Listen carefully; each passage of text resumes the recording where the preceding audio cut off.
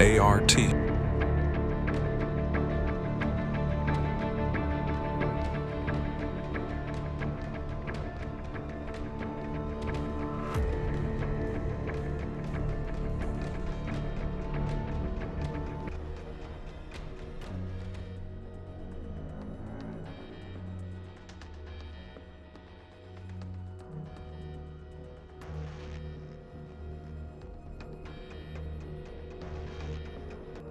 Lori Analise Paige, born on April 14, 2011, was the daughter of Andrew Wiley, who was 22 at the time, and Miranda White, 17, according to her grandmother, Brooklyn Paige.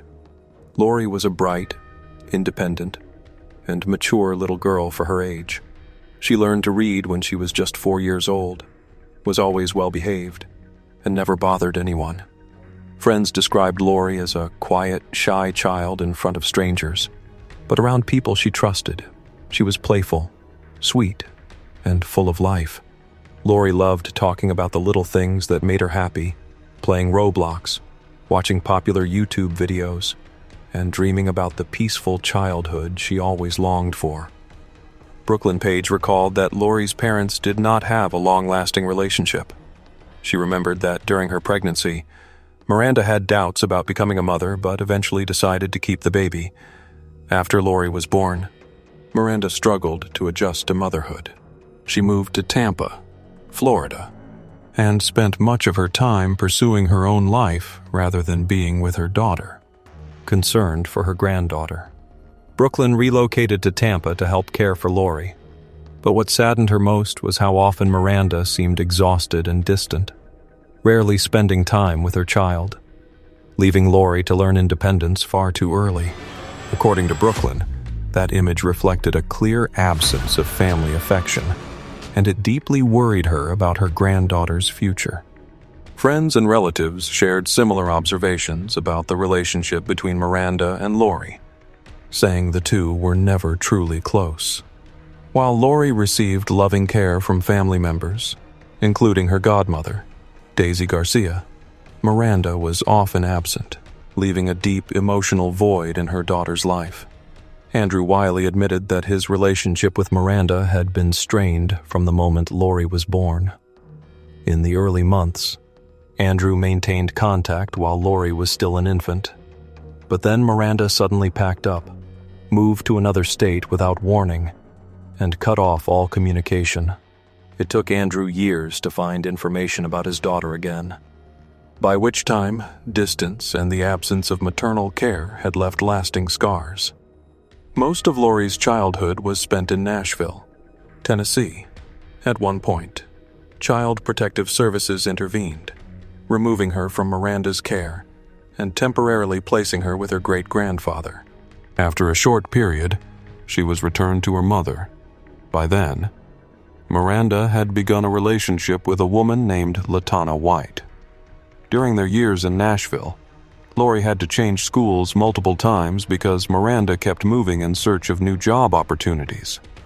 These frequent relocations made Lori's education unstable and deprived her of the sense of security and belonging that was so essential for a shy and sensitive child like her.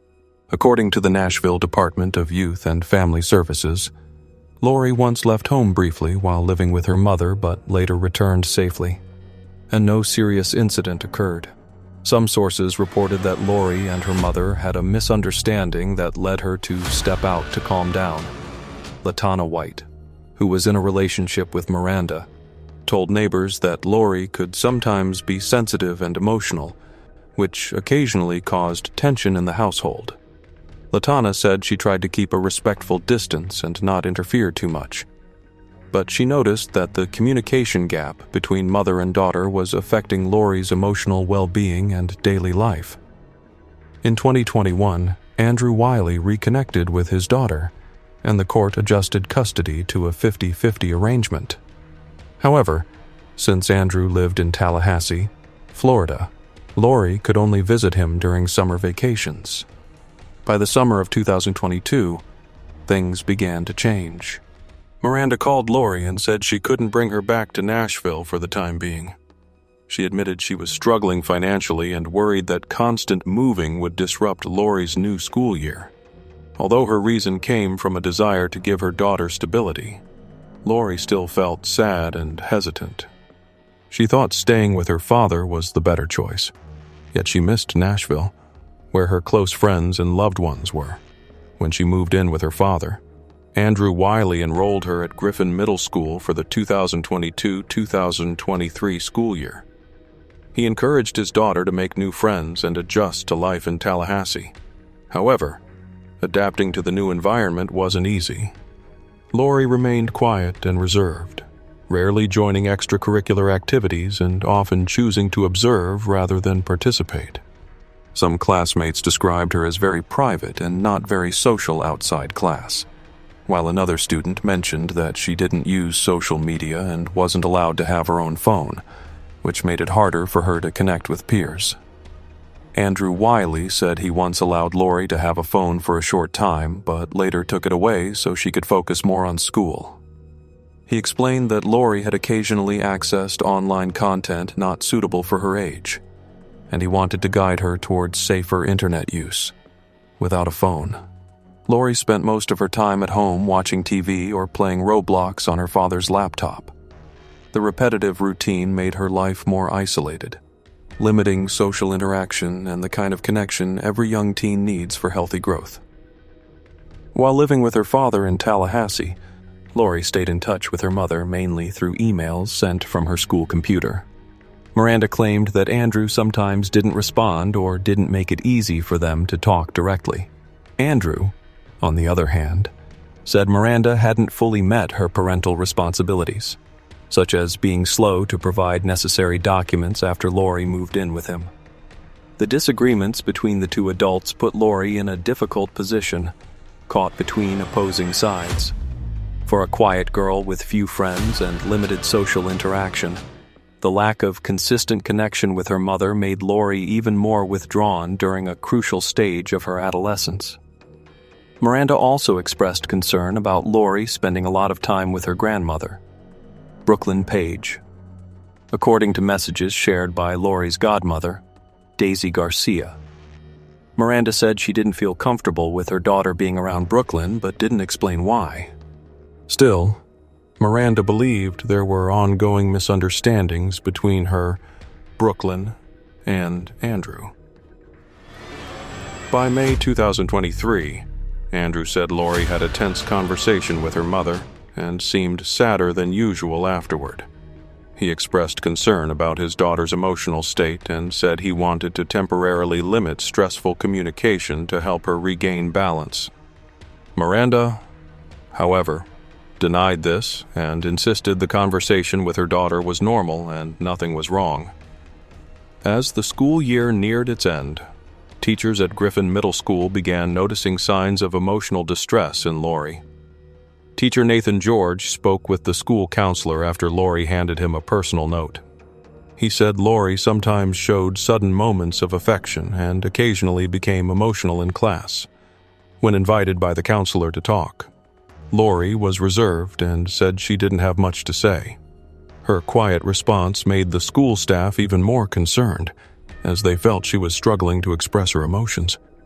One day in class, Lori reacted strongly to a minor situation, prompting school counselor Lisa Britt to step in. After a private conversation, Lisa conducted a basic psychological assessment.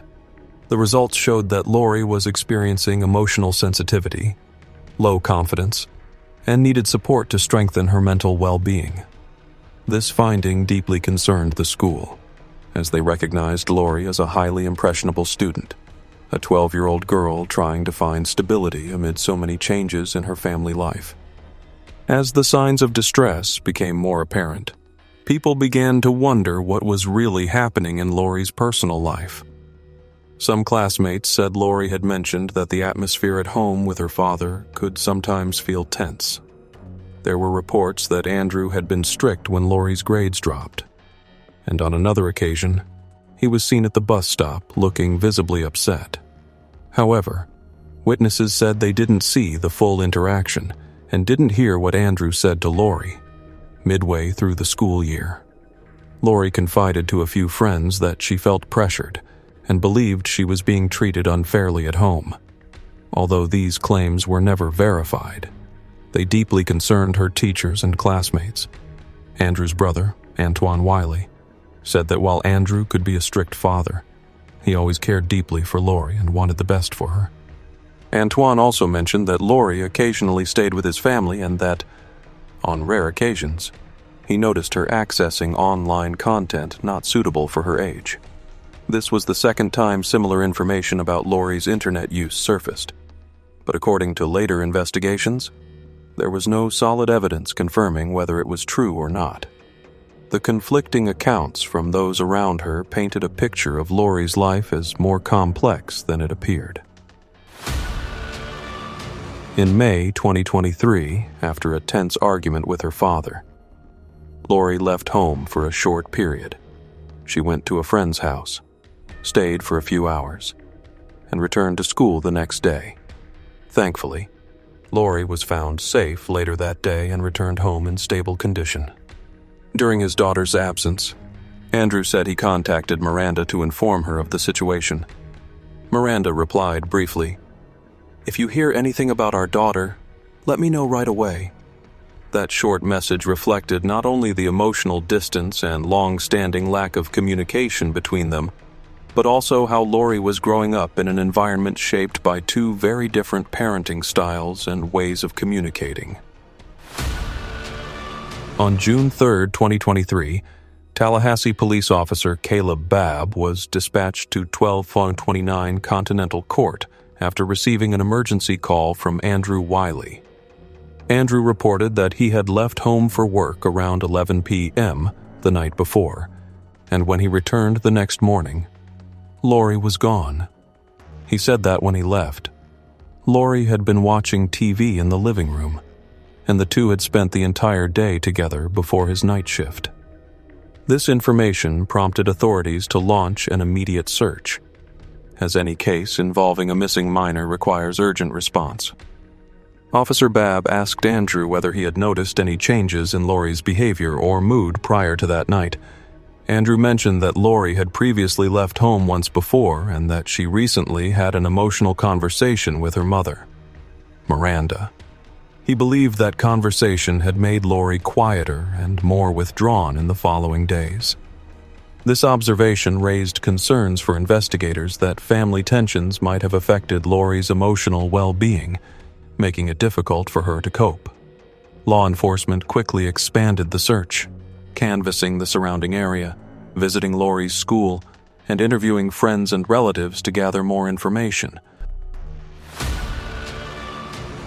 When someone goes missing, every minute counts. Margaret Summers, who's a paraprofessional at Griffin Middle School, knows this. That's why she's trying to get the word out about her student, 12-year-old Lori Paige. I feel like after 14 days, there has to be at least one adult who has seen her or has an idea where she may have gone. Lori is considered a missing runaway and was last seen on June 3rd near the 1200 block of Continental Court, which is close to Ocala Road and less than a mile away from Mission San Luis. Rody Ferguson, pastor for New Birth Tabernacle of Praise in Griffin Heights, doesn't know Lori personally, but he says in his position it's important to help the community any way he can. We ought to be her family. We ought to look for her consistently until she's safe and sound.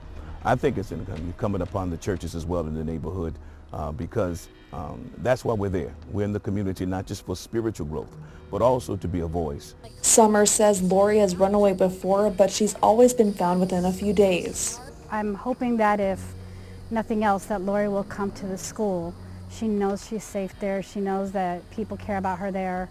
And we're in summer school, so she can come there any day, Monday through Thursday. Pastor Ferguson forwarded Lori's missing person bulletin to the Frontline Pastors Action Council, which is made up of about 26 pastors. We're going to keep searching. We're going to keep making phone calls. We're going to keep putting her bulletin out there. We're going to keep doing it until she's safe and sound, until we have some type of results. Summers says Lori's teachers and friends are concerned, and they're just hoping she'll come back. If we can find Lori, we can hopefully find her a mentor, so next time she faces struggles, she can talk to her mentor and not feel like she has to run away.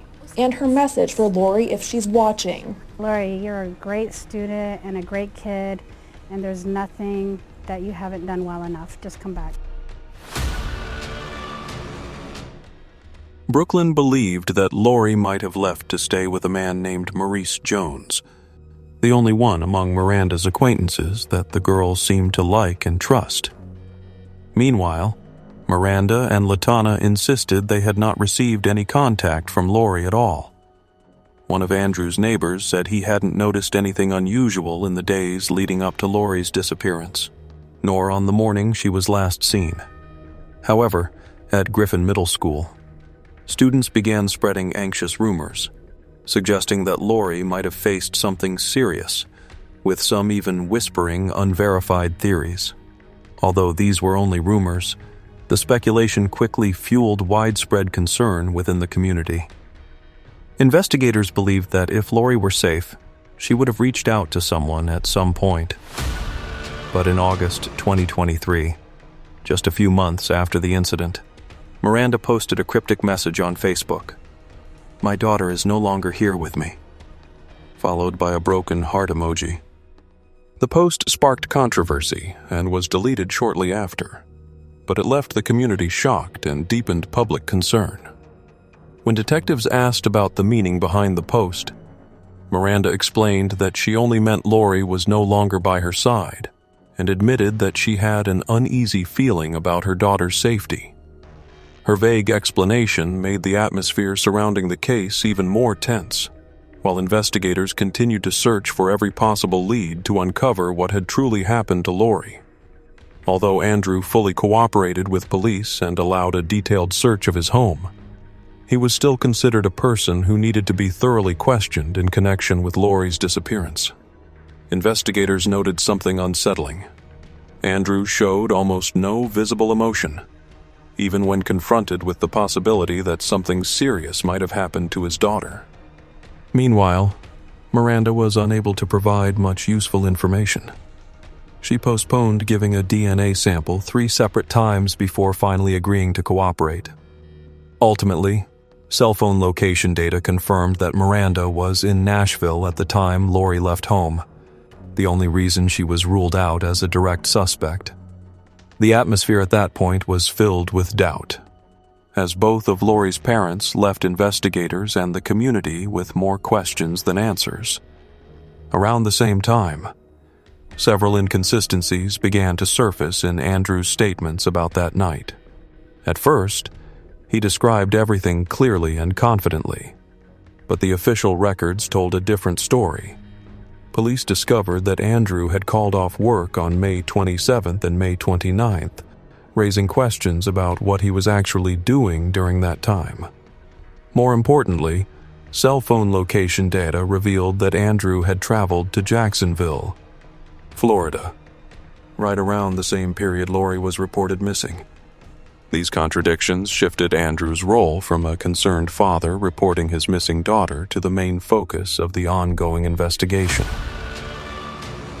By February 2024, nearly a year after Lori was first reported missing, detectives in Tallahassee requested that Andrew come to the police department for an official interview about the case's progress. However, he failed to appear and did not respond to follow-up calls from investigators. When police contacted Lori's grandmother, Brooklyn, she said Andrew had seemed more anxious than usual in the days leading up to the meeting and appeared tense whenever anyone mentioned the possibility of his involvement in his daughter's disappearance. According to investigative records, police carried out additional standard procedures during that period, including searches of electronic devices and analysis of digital data for further review. By the end of the day, Andrew reached out voluntarily, saying he was willing to cooperate with authorities but wanted to have an attorney present during questioning. During the official interview, Andrew once again repeated the sequence of events he had previously described. But this time, detectives didn't allow him to steer the conversation. They focused on pointed questions and pressed for clearer answers. When asked whether he had ever disciplined or corrected his daughter, Andrew admitted that he had, but insisted it was only when necessary and always within reason. When investigators asked him to name Lori's close friends, he was unable to provide a single specific name. The pressure increased when detectives brought up location data showing that his phone had pinged at Jacksonville International Airport around the time the incident was reported. Andrew claimed he had gone there to drop off a friend named Tim Brown, but when asked for that person's contact information, he couldn't provide any verifiable details. His unease became even more apparent when investigators questioned him further about the timing, purpose, and nature of that trip. His tone began to shift, and he struggled to keep his story consistent, especially after court records and a WCTV report revealed that on June 2nd, 2023, Andrew had purchased a one-way plane ticket to San Juan, Puerto Rico, just shortly before Lori's disappearance was reported. June 3rd marks a year since Paige was last seen in our neighborhood near the 1200 block of Continental Court by Ocala Road.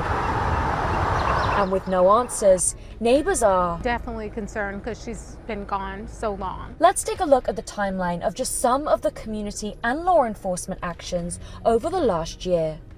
It's been a mix of neighbor and agency support far and wide to find Paige, including her school family at Griffin Middle School.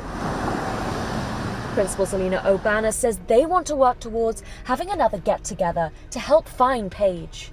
Something that would brighten up everyone's day if we knew something. She says it's important to keep Paige's name and face in our minds, So that if we do see something or hear something, we're able to communicate that. 1 year later, on June 3rd, 2024, the Tallahassee community still had no final answers. In the neighborhood of 1200 Continental Court, near Ocala Road, where Lori was last seen, neighbors said they still thought about her every day. Griffin Middle School, the school Lori once attended, continued to hold small memorial gatherings to remind students and residents that her name and face should never be forgotten. Principal Selena Owana shared that by keeping Lori's memory alive, every person in the community could become a valuable source of information to help uncover the truth. Meanwhile, Pastor Rudy Ferguson, who had been involved since the early days, stated, "We cannot rest until we have clear answers. Protecting children and spreading care is the responsibility of the entire community." New signs and flyers continued to line the streets, a reminder that hope had never faded, and that everyone was still waiting for something good to come for Lori. Pastor Rudy Ferguson has been helping find Paige since last June. We aren't happy and we aren't satisfied because she is still missing. He tells me it's important she's found to show children they're safe in the community. We have to safeguard them by all means necessary to ensure that they have a positive and productive life. He tells me while there are no upcoming events right now, he has ordered a few more signs and has dropped flyers off at churches. It's a community still filled with energy and hope to bring Paige home. Police were never able to obtain any verified information from Andrew about the mysterious friend named Tim Brown. They even brought Andrew's brother, Antoine, to the station to confirm whether such a person existed. Antoine said he had never heard that name before, but still believed his brother would never harm Lori. According to him, he believed Lori was still alive somewhere, that she might have run away while Andrew was at work because she was unhappy with her father's strictness. He also thought that her habit of leaving home under pressure might have repeated itself once again. Lori's grandmother, Brooklyn, also defended Andrew, insisting that if there was one thing she was certain of, it was that Andrew would never hurt his daughter. At the time, Andrew's girlfriend, Simone Robinson, was in Louisiana for military training. She said she didn't even know about Lori's disappearance until mid-June, when she was finally allowed to use her phone again. When detectives asked her about the name Tim Brown, Simone confirmed that Andrew did have a friend named Tim. However, after investigating, Police identified that person as Tim Costume, and he stated that he had never flown out of Jacksonville International Airport, completely contradicting Andrew's account. This detail made Andrew's story about Tim Brown appear fragile and unconvincing, further deepening the inconsistencies in his already questionable statements. During the investigation, police revealed that the house contained several old cell phones and laptops that Lori occasionally used to play Roblox. When asked to hand them over, Andrew refused to cooperate. Authorities eventually obtained a legal search warrant and seized all the devices, along with his Dodge Charger. Witnesses said that even while his home was being searched, Andrew remained unusually calm, even laughing and joking as he got into a colleague's car, a reaction that left many observers puzzled. When forensic luminol testing was conducted on the Dodge Charger, investigators discovered biological traces around the front passenger seat and the adjacent window area. This finding marked a turning point in the case, raising serious questions about what might have actually happened inside that vehicle. The breakthrough evidence came just a few days later, in March 2024, when investigators recovered data from Andrew's seized electronic devices. The results showed that he had contacted an online travel agency and purchased a one-way ticket to San Juan, Puerto Rico, on June 2, 2023, just one day before Lori was reported missing. Location data also confirmed that Andrew had traveled to Jacksonville to pick up the ticket, but instead of taking the flight, he requested a refund, which was quickly denied. To investigators, this behavior was an unmistakable red flag. Had Andrew been planning to flee right after his daughter disappeared? Police also pointed out another unusual detail. Within just a few months of Lori's disappearance, Andrew abruptly moved to a new residence and changed his cell phone number, seemingly cutting off all contact. Detectives were never able to get a clear explanation from him about what really happened during the 2 days he had called in sick from work. The situation grew even more tangled when Tim Brown was exposed as a fabricated person, combined with the fact that Andrew had purchased a one-way ticket to Puerto Rico and applied for a new passport, even though one wasn't required for travel there. What raised even greater suspicion was that on the very same day his scheduled flight was set to depart, Andrew called 911 to report his daughter missing. To investigators, this sequence of actions wasn't just strange, it formed a tightening circle of doubt around Andrew, forcing them to ask, what was the truth, and what had really happened to Lori? Police later asked Brooklyn to make a monitored phone call to Andrew. Investigators observed that while the grandmother tried to steer the conversation toward her missing granddaughter, Andrew repeatedly deflected, focusing instead on his own emotional struggles. For instance, when Brooklyn tearfully mentioned wanting to redecorate Lori's bedroom to honor her upcoming birthday, Andrew completely ignored her. Instead of expressing empathy or concern, he shifted the topic to how angry he was about being treated as a suspect. This contrast caught investigators' attention. While the family's focus was on finding Lori, or at least keeping her memory alive, Andrew seemed far more concerned with protecting his own image and reputation than anything else. Meanwhile, police also traced Andrew's credit card activity and discovered that he had visited a pharmacy in late May 2023, where he was believed to have purchased birth control pills. What caught investigators' attention was that at that time, Andrew's girlfriend, Simone, was in Louisiana attending military training, and he had never mentioned being involved with any other woman. This discovery not only added another layer of mystery around Andrew, but also raised a troubling question. Who exactly had he bought those pills for, and why? Right around the time Lori disappeared. By the end of that month, police were able to extract data from an old iPhone seized from Andrew's home during the February 2024 search. Although the device, along with others, had been factory reset, digital forensic experts managed to recover significant information. Among the recovered search terms were phrases like Bad Neighborhoods Tallahassee, Florida, and, most notably, remains found in Apalachicola National Forest. During the analysis, investigators also found that the iPhone had accessed a Quora page where a user asked, "Why would police stop searching for a missing teenager? Aren't they supposed to keep looking until they find them?" To investigators, the fact that a device linked to Andrew had been used to research that topic around the time Lori vanished was deeply disturbing. Furthermore, GPS data from the same phone showed that Andrew had traveled to Thomas County, Georgia, early on the morning of June 1st, 2023. Police immediately expanded their search area, combing through forested regions and checking nearby private properties. The scale of the search reflected their determination to uncover Lori's whereabouts. On April 5th, 2025, police discovered traces of a young female at Merrily Plantation in Thomas County, Georgia, following a prescribed burn near the same area where Andrew's phone had previously been located. Additional evidence, including biological material, was recovered and promptly sent for DNA testing.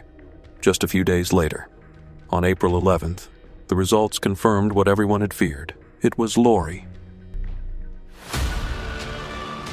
TPD arresting Lori's father, Andrew Wiley, in connection to her death. The father had his first court appearance Saturday morning. Wiley was denied bond and ordered to not have contact with several of his family members. He had a public defender appointed. This discovery not only devastated the family and the community, but also became the defining piece of evidence in the entire case. Been a 22-month-long search by communities and agencies across Florida and Georgia to find 12-year-old Lori Paige. Friday, the Tallahassee Police Department announced that her father, Andrew Wiley, has been arrested in relation to her death. By the end of that day, after nearly 22 months of relentless investigation, authorities officially arrested Andrew. He was charged in connection with the tragic case involving his own daughter, bringing a painful chapter to a close while opening a new one in the pursuit of justice for Lori, according to investigators from the Tallahassee Police Department. Lori's case was determined to be an intentional act committed in a moment of loss of control rather than a premeditated plan.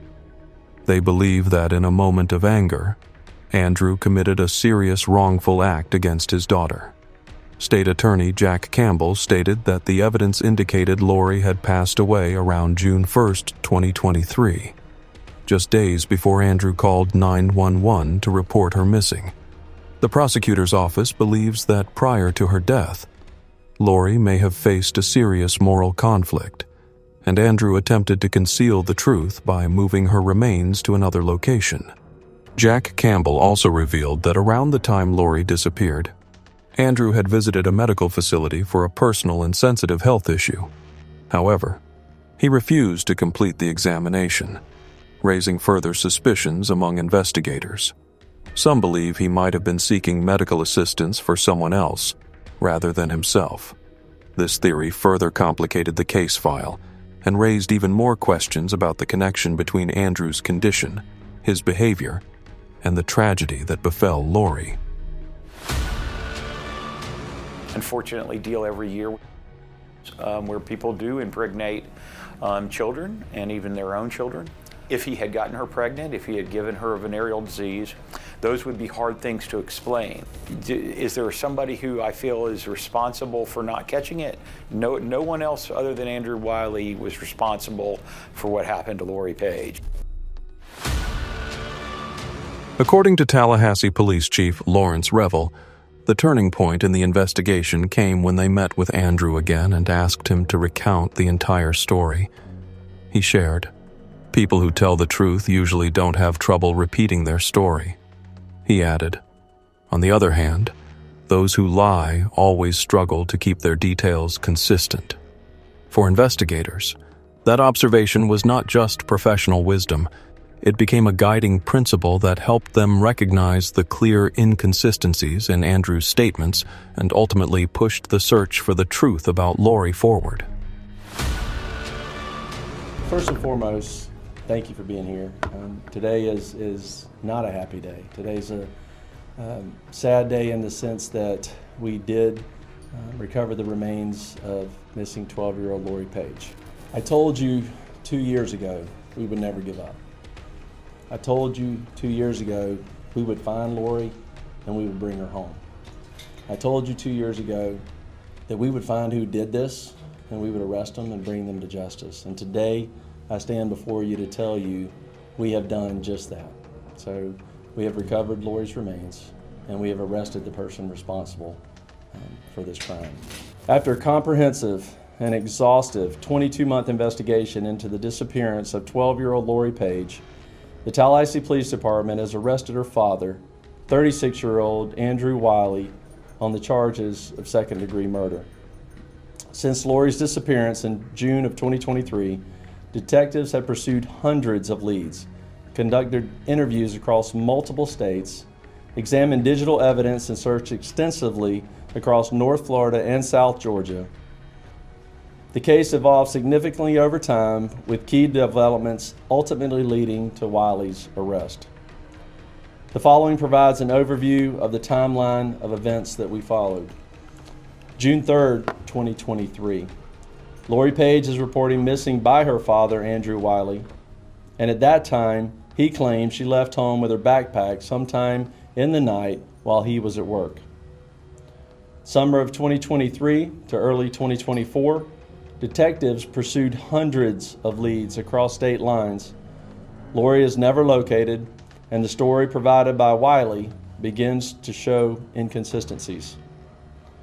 February 2nd, 2024, a phone is seized from Wiley's residence. A forensic analysis uncovers questionable internet searches, including queries about remote areas with bodies of water in Alabama and Georgia. March 2024, as more consistencies in Wiley's statements are identified and new information about his relationship with Lori emerges, detectives shift their focus more heavily towards Wiley. Early 2024, based on digital evidence, detectives begin searching a remote, brush-covered area of Thomas County, Georgia, known locally as a plantation. Multiple searches are conducted but yield no results. April 5th, 2025, following a prescribed burn that cleared heavy brush in the area, detectives returned to the plantation for another search. This time, they located human remains.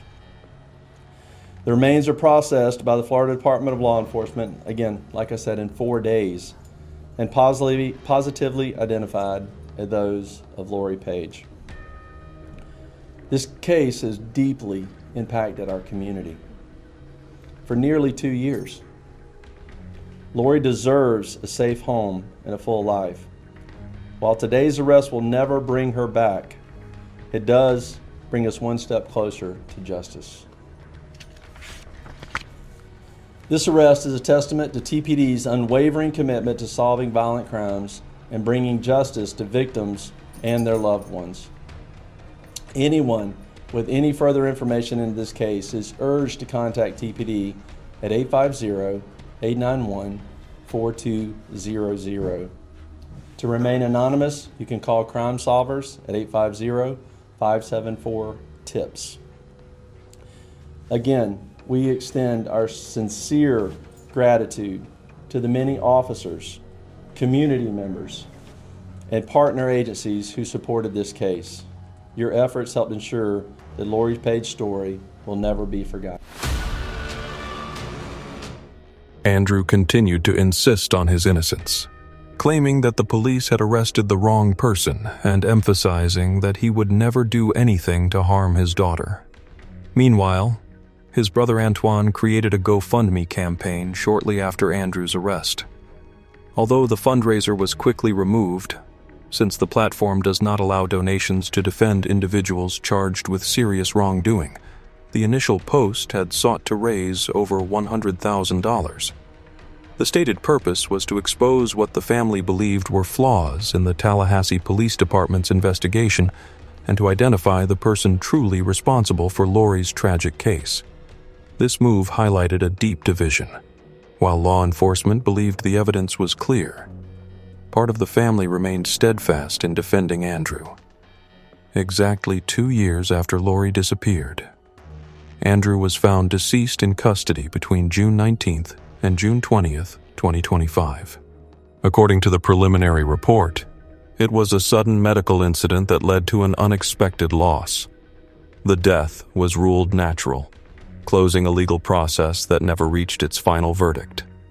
It left behind a painful void, as justice for Lori now remains entangled with unanswered questions. Andrew Wiley, the man accused of killing his daughter Lori Paige, is dead after having a medical emergency. The Leon County Sheriff's Office confirmed his death late this evening.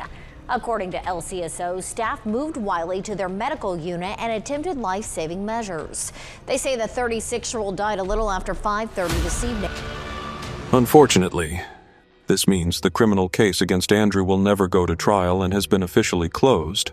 Prosecutors stated they have full confidence in the evidence, from digital forensic data and suspicious behavior to location information placing him near the site where traces connected to Lori were found. However, because Andrew passed away before the trial could take place, the legal system cannot issue an official verdict on his guilt. For Lori's family, this is a bitter reality. They have the evidence and the suspect, but they will never have full closure through a court ruling. Authorities said that unless new evidence emerges linking another individual, the case will remain inactive. For the community, the news of the arrest after nearly 2 years of confusion and heartbreak brought deeply mixed emotions. Sorrow over the revealed truth, yet relief that at least Lori was finally found and her story was brought to light. News that we needed. However, it wasn't the welcome news that we wanted. It wasn't one of hope, but certainly a one of closure. And certainly that puts us on the path of what do we do now? It's our loss. Her life being taken was a part of us as well. Could be a little Lori. You know, that little boy could be in the same situation as little Lori. So it's important to understand that. Shortly after police confirmed the discovery of evidence connected to Lori, a candlelight vigil and balloon release were held at the Tallahassee Amphitheater in her memory. The crowd held white candles and balloons as Michael Jackson's Human Nature played, filling the space with silence and sorrow. The event ended with a moment of silence, a final farewell to Lori. Margaret Summers, a staff member at Griffin Middle School who had spoken directly with Andrew during the investigation, described the arrest as a grim conclusion to a dark and twisted story. She recalled that even during their interactions, Andrew's behavior always struck her as unusual, seemingly lacking genuine empathy even when offered comfort. I think that at the beginning she was thought to be a runaway, and I think that initially based on that the ball was dropped. But once TPD picked up the ball, they ran with it, and they ran with that ball all the way to the woods in Georgia. Pastor Rudy Ferguson, a local community leader who helped coordinate search efforts and raise awareness about the case, shared mixed emotions as the truth finally came to light. He said, "The way Lori was found will stay in our memories for the rest of our lives." For the Tallahassee community, his words serve not only as a reminder of loss, but also as a call to remain vigilant, to always protect vulnerable children so that Lori's tragedy never happens to another family again. Because we have been looking for a long time, and even though we got the news that we didn't hope for, we got the answer that started the process of closure, and this was it. The story of Lori Analise Paige is not just a true crime story, but a true crime documentary that exposes the pain behind a haunting true crime case. This crime documentary recounts a tragic case where a 12-year-old child victim became the center of a heartbreaking incident involving neglect and a lack of protection. Lori was not just a name in a file. She was a shy girl who loved Roblox, adored reading, and had a smile that could light up a room. But her life was pulled into a spiral of tragedy by the failures of the child protection system. This case once again reveals the deep cracks within the system. A CPS failure, a system failure case, where warnings were overlooked, ending in an irreversible tragedy. Candles and balloons were released in Lori's memory, yet a painful question still echoes. Who will protect other children when the system does not? This is not just a child victim documentary, but a powerful reminder that society must do more to safeguard children, so that justice is not spoken of only after loss has occurred. We must remember that justice is not only about arrests or convictions. Justice is justice for victims, justice for Lori, and transforming this pain into a force for change. In grief, we learn a hard but vital lesson.